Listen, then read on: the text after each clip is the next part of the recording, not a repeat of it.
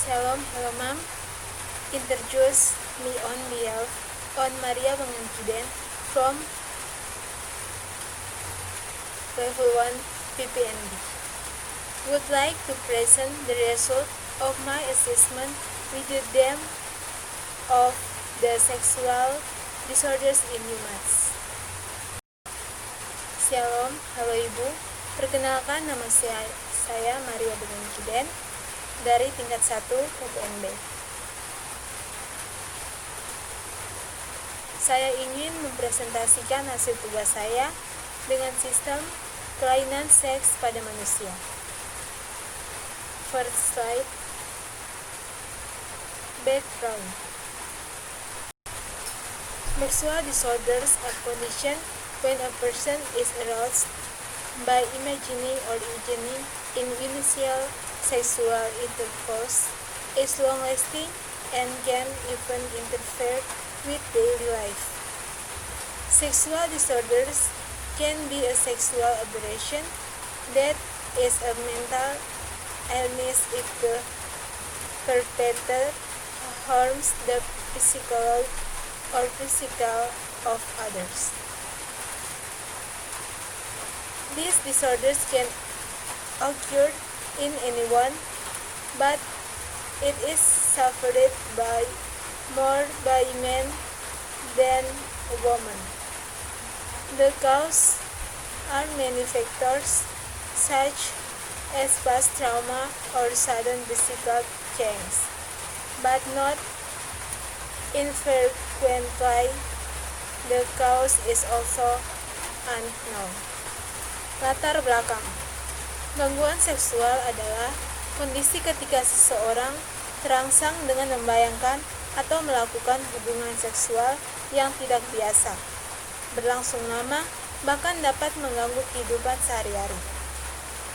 Gangguan seksual dapat berupa kelainan seksual,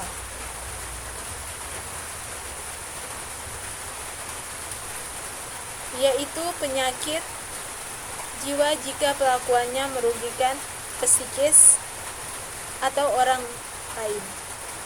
Gangguan ini bisa terjadi pada siapa saja, namun lebih banyak diderita oleh pria daripada wanita. Penyebabnya banyak faktor seperti trauma masa lalu atau perubahan fisik mendadak, namun tak jarang penyebabnya juga tidak diketahui. Second slide. Sex disorders in the men. First, transvestites.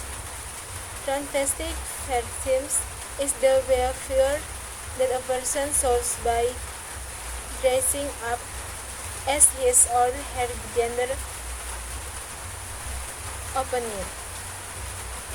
Behaving like that will make them achieve sexual satisfaction even if they do not have sexual relation with anyone. Exhibitionism. This person who has a sexual disorder often shows off his genital to strangers. Exhibition actors will achieve sexual gratification when the victim looks shocked or even impressed by the act physically. This sexual disorder does not cause harm to others. Fetishism. This sexual disorder will make a person will get sexual satisfaction through connecting with inanimate objects. A person with a fetish can use the object to masturbate. Kelainan seks pada laki-laki. Yang pertama, transvestitisme. Fetishisme waria adalah perilaku yang ditunjukkan seseorang dengan berdandan sebagai lawan jenis kelaminnya. Tingkah laku seperti itu akan membuat mereka mencapai kepuasan seksual. meskipun mereka tidak melakukan hubungan seksual dengan siapapun. Yang kedua, eksbiotisme. Orang yang mengalami kelainan seksual ini sering memamerkan alat kelaminnya kepada orang yang tidak dikenal. Aktor pamer akan mencapai kepuasan seksual ketika korban terlihat kaget atau bahkan terkesan dengan tindakan tersebut. Secara fisik, kelainan seksual ini tidak merugikan orang lain. Yang ketiga, fetishisme.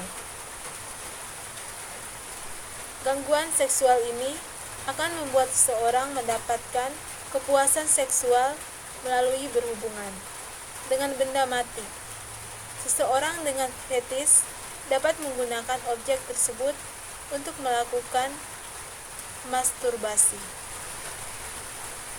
Next slide. Voyeurism. Voyeurs, the perpetrator of this sexual disorder, is also referred to as voyeurists because they do carry out that action by speaking at strangers while bathing, changing clothes, or when having sex with others. However, spies do not aim to rape or have sexual intercourse with the person they are voyeur of.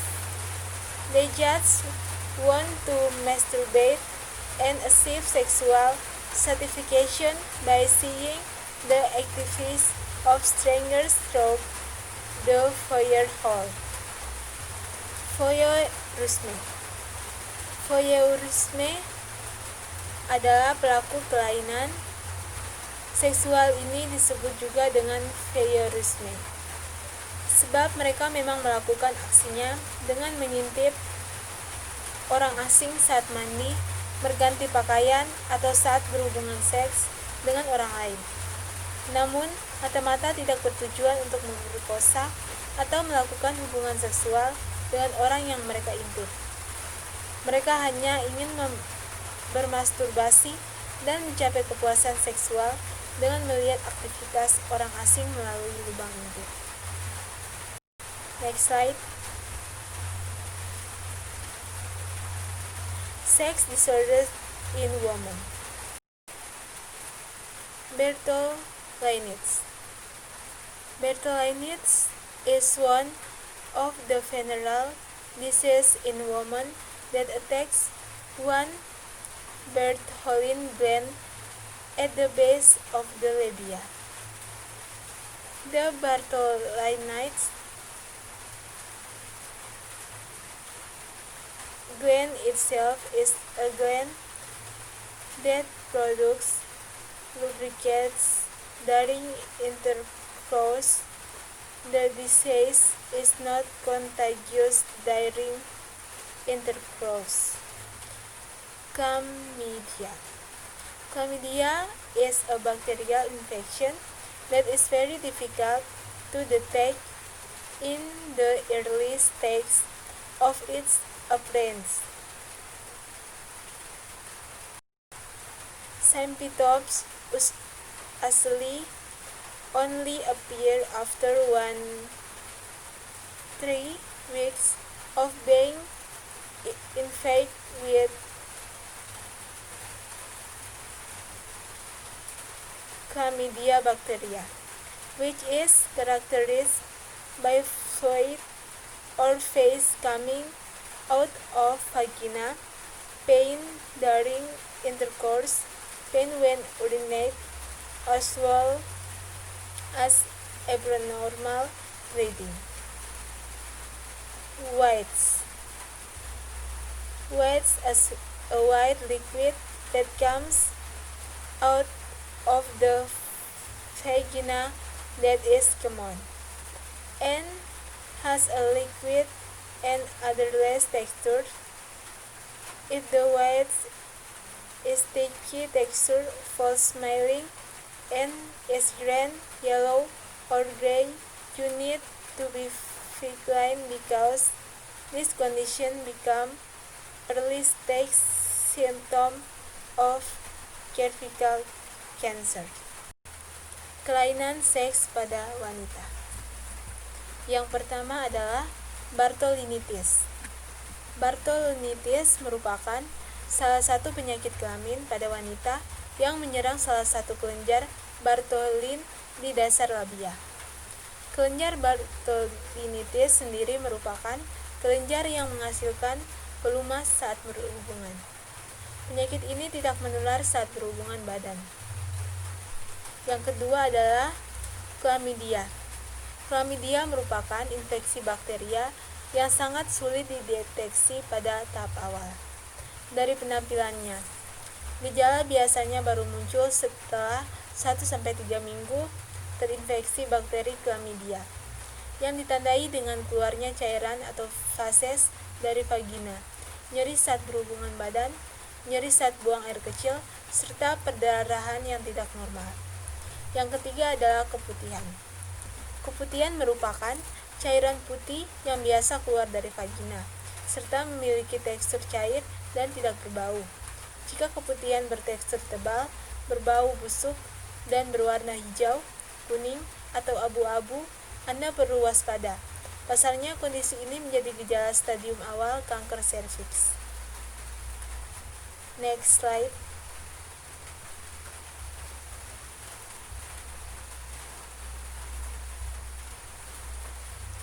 Herpes genitalis.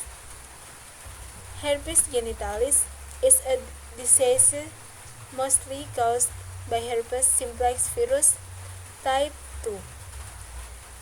The symptoms are that the skin feels like it's burning, which then becomes a wound. In the next stage, the sufferer will experience feeling unwell, headache, dizziness, rapid fatigue, fever, and also muscle aches. Candidiasis. Candidiasis is an infection caused by Candida fungus. This fungus is actually already in the human's body. With a strong immune system, the body can resist the arrival of this disease. The thing to know is this fungus not only attacks the female organ, but also the lungs, mouth, skin, urinary tract, and other parts of the body.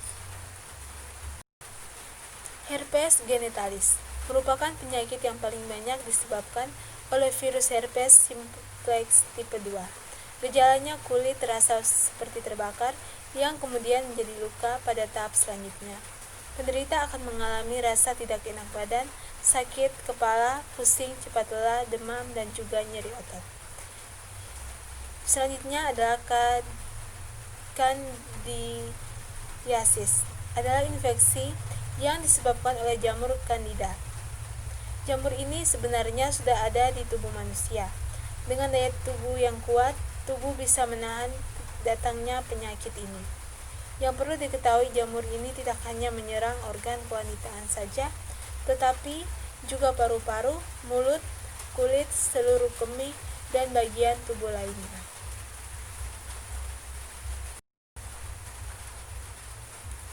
Reproduction of cells and organisms. Prophase.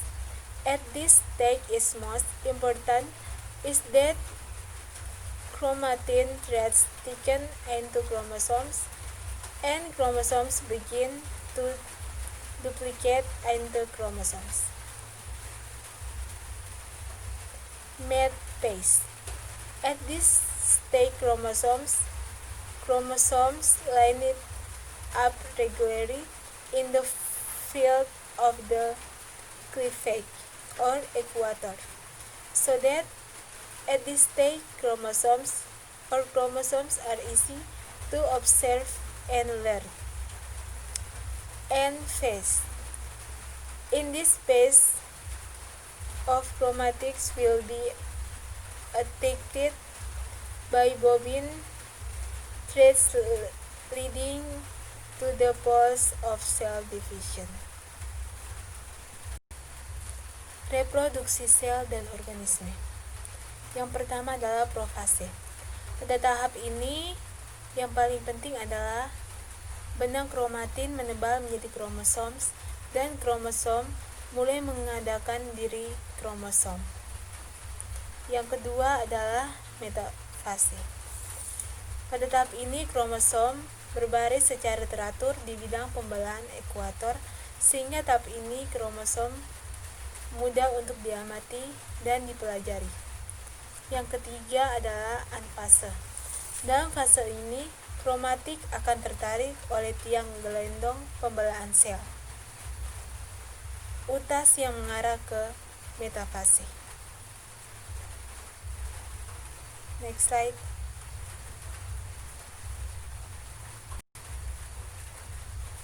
Telophase at this stage occurs karyokinesis or division of the nucleus into two parts, and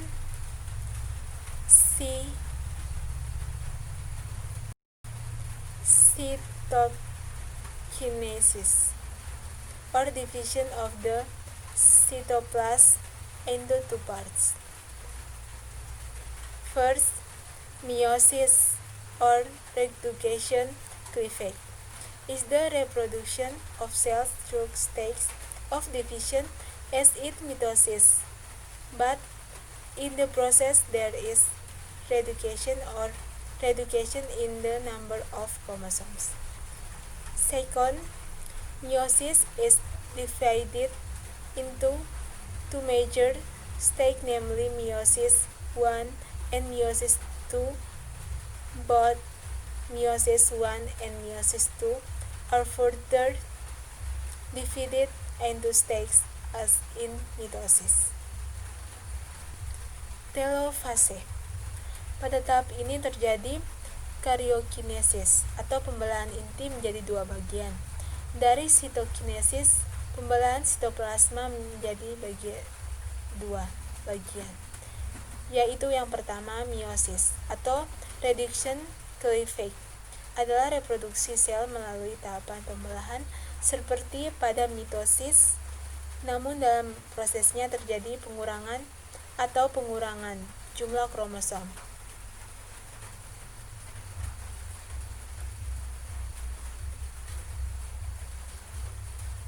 Meiosis dibagi menjadi dua tahap utama, yaitu meiosis dan meiosis 2, baik meiosis 1 dan meiosis 2 dibagi lagi menjadi beberapa tahap seperti pada mitosis.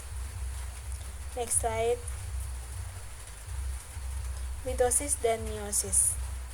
Mitosis cleavage occurs in the cells of the body or somatic cells of living beings. In this division is produced child cells that have the same number of chromosomes as stem cells chromosomes. Mitosis cleavage is type of cells division that produce two cells. These cells have genetically identical characters to stem cells. This means that the two formed cells have the same genetic makeup, including the same number of chromosomes as parent, while meiosis cleavage occurs only in the genital organs. Cleavage meiosis serves to produce gamete cells or ovum and sperm cells. Through this division will be produced child cells that have chromosomes half of the stem cell chromosomes. Meiosis cleavage is a cell division that produces 4 cells in which each cell has half of the number of stem cell chromosomes. Mitosis dan meiosis. Pembelahan mitosis terjadi pada sel-sel tubuh atau sel somatik. makhluk hidup. Pada pembelahan ini dihasilkan sel anak yang memiliki jumlah kromosom yang sama dengan kromosom sel induk. Pembelahan mitosis adalah jenis pembelahan sel yang menghasilkan dua sel. Sel-sel ini memiliki karakter yang identik secara genetika dengan sel induk. Artinya, dua sel yang terbentuk memiliki susunan genetik yang sama, termasuk jumlah kromosom yang sama dengan induknya. Sedangkan pembelahan meiosis hanya terjadi pada organ genital. Pembelahan meiosis berfungsi untuk menghasilkan sel gamet atau ovum dan sel sperma. Melalui pembelahan ini akan dihasilkan sel anak yang memiliki kromosom separuh dari kromosom sel induk. Pembelahan meiosis merupakan pembelahan sel yang menghasilkan 4 sel yang setiap selnya memiliki setengah dari jumlah kromosom sel induk. Next slide. Amino acid metabolism disorder. Amino acids are protein-forming compounds. Hereditary diseases in amino acid processing can cause disorder in the decomposition of amino acid as well as the transfer of amino acid into cells. Kelainan metabolisme asam amino. Asam amino adalah senyawa komponen pembentuk protein. Penyakit keturunan dalam pengolahan asam amino dapat menyebabkan gangguan pada penguraian asam amino serta transfer asam amino ke dalam sel. Next slide. Types of amino acid metabolism disorders. First, phenylketonuria. Phenylketonuria disease is a metabolic disease of the type of protein form amino acid. Phenylalanine that cause growth disorders and mental retardation. Second, tyrosinosis. Tyrosinosis is a step condition due to defect in the metabolism of amino acid and transmitted as autosomal properties recessive. It is characterized by the excretion of excessive amounts of para-hydroxyphenylupric acid, that product of half tyrosine in urine. Tyrosinemia disease is a mistake in the innate metabolism, usually from birth, which is produced by a defect of the enzyme oxidase of hydroxyphenylupric acid, which converts this homogeneous acid, resulting in the accumulation of tyrosine in the body.